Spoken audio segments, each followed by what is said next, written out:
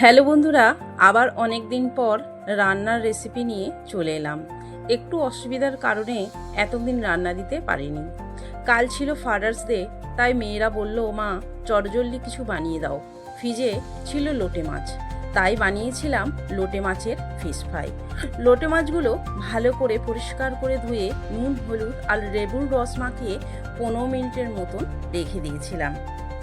লোটে মাছগুলো বড় ছিল, তাই 2 পিস করে নিয়েছিলাম। 15 মিনিট হয়ে গেছে।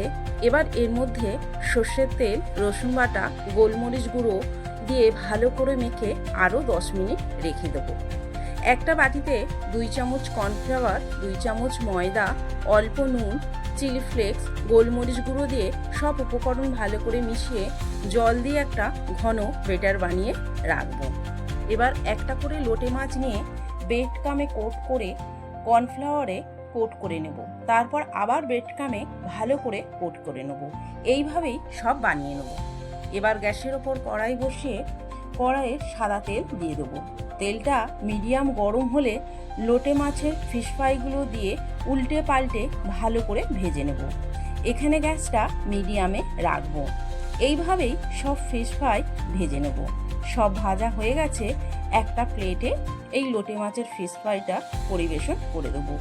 খুব মুচমুচে আর খুব সুন্দর খেতে হয়েছিল। বন্ধুরা, আমার এই রেসিপিটা আপনাদের যদি ভালো লাগে তাহলে লাইক, কমেন্ট ও শেয়ার করে দেবেন। আপনারা যদি এই রান্নাটা ফেসবুক থেকে দেখেন তাহলে ফলো করে দেবেন, আর ইউটিউব থেকে দেখলে সাবস্ক্রাইব করে